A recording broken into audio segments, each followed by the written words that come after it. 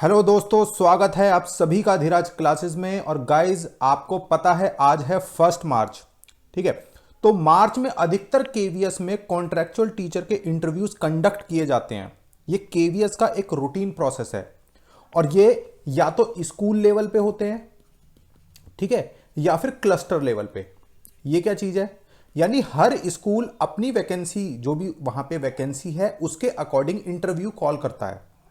ठीक है, और क्लस्टर लेवल पे यानी कि आपको पता है 2-3 स्कूल मिलके, जो आसपास के स्कूल हैं वो एक ही स्कूल में अपने इंटरव्यू कंडक्ट करा लेते हैं और अपना एक पैनल बना लेते हैं। ठीक है, पैनल क्या होता है? मतलब जो भी सिलेक्टेड कैंडिडेट हैं या शॉर्ट लिस्टेड कैंडिडेट हैं उनकी एक लिस्ट बना लेते हैं और उसके अकॉर्डिंगली वो उनको कॉल करते हैं। देखिए, होता क्या है, केवीएस में बीइंग अ गवर्नमेंट सर्वेंट आपके पास बहुत सारी लीव होती हैं। ठीक है, और आपको पता है केवीएस में वैकेंसी भी बहुत ज़्यादा है। तो भाई स्कूल तो रन करने हैं ना, तो बहुत सारे टीचर क्या होता है, छुट्टी पे चले आते हैं। जैसे कि अभी मैं अपने स्कूल की बात करूं तो एक मैम थी, वो सीसीएल लेके गई हुई थी। ठीक है, उनके बच्चे की तबीयत खराब नहीं थी और थोड़ा सा वो भी वीक फील कर रही थी। ठीक है, तो छुट्टी लेके वो लगभग मेरे ख्याल से 1 मंथ से वो लीव पे हैं। अब उनकी जगह हमें कोई दूसरा टीचर तो रखना पड़ेगा, क्योंकि अभी तो सारे स्कूल जो है कोविड के बाद से अभी सारे स्कूल जो है नॉर्मल रन करने वाले हैं। तो ऐसे में चाहिए आपको टीचर परमानेंट वैकेंसी अभी नहीं आई है। अगर आती भी हैं तो आपका एक अच्छा खासा टाइम लगेगा, 6 to 7 मंथ्स का टाइम लगेगा उस प्रोसेस को कंप्लीट होने में। तो केवीएस हर साल ये काम करता है कि वो मार्च में अपने कॉन्ट्रेक्चुअल टीचर के लिए इंटरव्यू कंडक्ट करा लेता है और एक लिस्ट बना लेता है, और फिर वो उसके अकॉर्डिंगली जो टीचर्स होते हैं उनको कॉल करता रहता है कि जी हमारे यहाँ पे वैकेंसी है, आप पढ़ाना चाहते हैं तो आ जाइए। तो उसके लिए आपको इंटरव्यू तो देना पड़ेगा। ठीक, तो सबसे पहले मैं ये बात कर लेता हूं कि आप कैसे पता करेंगे कि किसी केवीएस में वैकेंसी है या नहीं। देखो, सबसे इजी प्रोसेस है, आपके नियर बाय में जो भी केवी हैं, जो भी केवीएस है, आप उसकी साइट पे जाइए। आप उसकी साइट पे जाएंगे तो आपको कुछ इस तरह का पेज दिखाई देगा। ठीक है, वहां पे आप अनाउंसमेंट सेक्शन में जाइए और वहां पे देखिए आपको नोटिफिकेशन दिखाई देगा।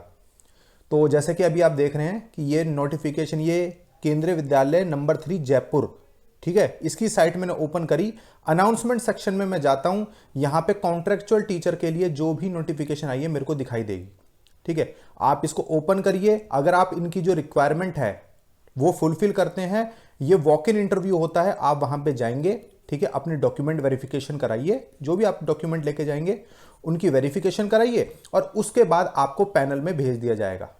ठीक है, जो भी इंटरव्यू वहां का पैनल होगा, जो भी इंटरव्यू ले रहे होंगे, आपको बोल देंगे कि आप यहां बैठ जाइए, आपको कॉल कर लेंगे। ठीक है, सिंपल सा प्रोसेस है। अब कैसे चेक करना है ये मैंने बता दिया। सिर्फ आप अपने नियर बाय में जो भी केवी है उसका नाम अपने गूगल पे टाइप करो, उसको ओपन करो, अनाउंसमेंट सेक्शन में जाइए। ठीक है, वहां पे जो भी नोटिफिकेशन होगा कॉन्ट्रेक्चुअल टीचर का, वहां पे चेक कर लो।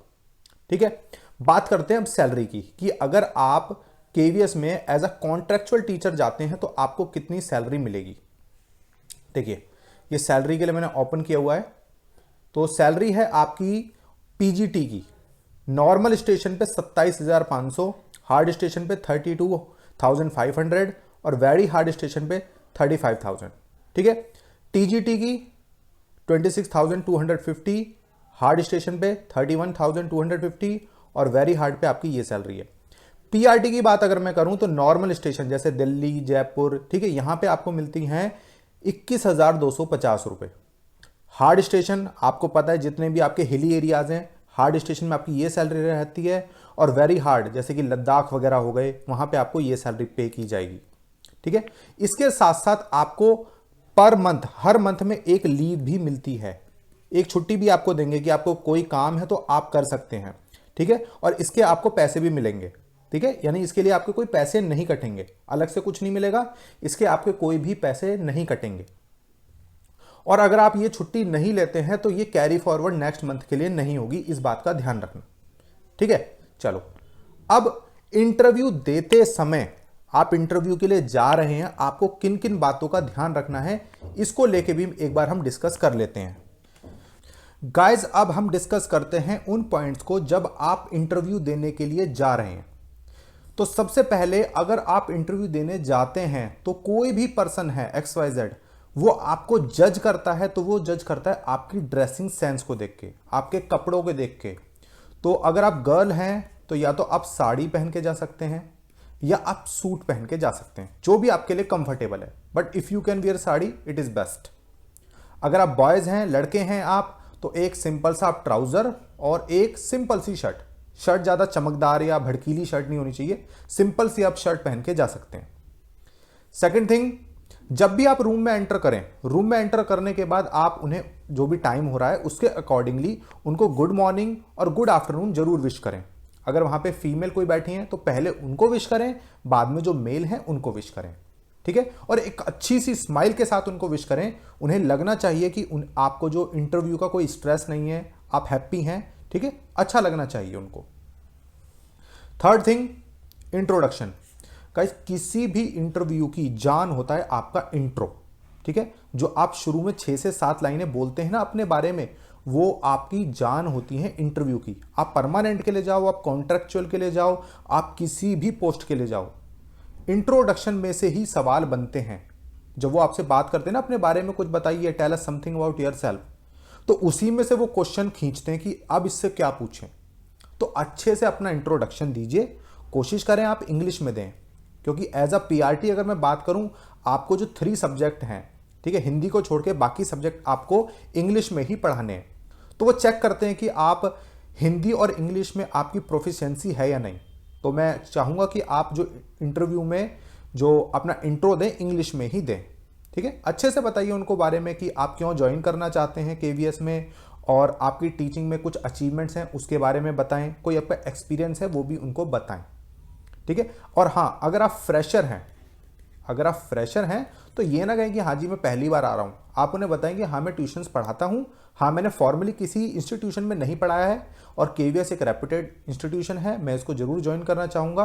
अभी मुझे कॉन्ट्रैक्चुअल के रूप में मौका मिलता है तो कॉन्ट्रैक्चुअल के रूप में, और अगर परमानेंट के रूप में मिलेगा तो मैं उसके लिए भी ज्वाइन करना चाहूँगा या चाहूँगी, ठीक है। अब बात करते हैं 4th पॉइंट की, वर्णमाला। देखिए, अधिकतर बच्चों को मैं बताऊं ना, PRT में इसी बेस पे उनको रिजेक्ट किया जाता है, क्योंकि उनको वर्णमाला याद नहीं होती, और वो यही पूछते हैं कि वर्णमाला सुनाइए। और वर्णमाला सुनाते समय भी कुछ लोग गलतियां क्या करते हैं, उनका उच्चारण गलत होता है। जैसे हरियाणा वाले अ को कहते हैं ए, तो वही गलत हो जाता है। तो वर्णमाला अच्छे से उसका उच्चारण आपको आता हो, उसको तैयार कर लीजिए, ठीक है, अच्छे से आपको याद होनी चाहिए। नेक्स्ट पॉइंट, आपको मैथ्स, इंग्लिश, EVS और हिंदी के कोई 2-2 टॉपिक जरूर तैयार कर लेना, क्योंकि वो कई बार कह देते हैं कि मैथ्स में कुछ पढ़ा के दिखाइए, इंग्लिश का कुछ पढ़ा के बताइए, हिंदी में ये पढ़ाइए, या बोल देते हैं मैथ्स में एडिशन पढ़ा के दिखाइए, ठीक है, मैथ्स में सब्ट्रैक्शन पढ़ाइए, या मैथ्स में फ्रैक्शन पढ़ा के दिखा दीजिए। तो कोई भी 2-2 टॉपिक जरूर तैयार कर लेना। मैथ्स में आप जैसे फ्रैक्शन तैयार कर लो, एडिशन तैयार कर लो, इंग्लिश में कोई एक पोएम तैयार कर लो अच्छे से, या कोई चैप्टर तैयार कर लो, ठीक है। EVS में आप कोई 2 टॉपिक जैसे फूड हो गया, ठीक है, आपका शेल्टर हो गया, कोई तैयार कर लो। हिंदी के भी इस तरह से कोई भी 2-2 टॉपिक आप तैयार कर लीजिए। अगर वो बोलते हैं पढ़ाने को, आपको पढ़ाना आना चाहिए, क्योंकि वो आपसे पूछेंगे तो टीचिंग से रिलेटेड ही पूछेंगे कि आप टीचिंग करके दिखाइए। लास्ट पॉइंट, हिंदी और इंग्लिश की कोई 2-2 कविता जरूर याद कर लेना NCERT की किताब की। अगर वो बोलते हैं कि कोई कविता सुनाइए, तो आप बताएं कि मेरे को 5th क्लास की जो कविता है माँ की बेबसी, मुझे वो याद है, मैं कुछ इस तरह से आपके सामने प्रस्तुत कर रहा हूं, ठीक है। इंग्लिश की कोई पोयम है वो आपको आनी चाहिए, आप बताएं कि आपने ये उस बुक से है, आप उसे सुना रहे हैं। गाइज, अगर आप इन सारे पॉइंट्स को फॉलो करते हैं तो काफ़ी आपको बेनिफिट होगा, आप काफ़ी कॉन्फिडेंट फील करेंगे इंटरव्यू में, ठीक है। और अगर आपको फिर भी कोई डाउट है तो प्लीज़ आपके लिए कमेंट बॉक्स ओपन है, आप मुझसे पूछ सकते हैं, ठीक है। Okay, thank you so much guys.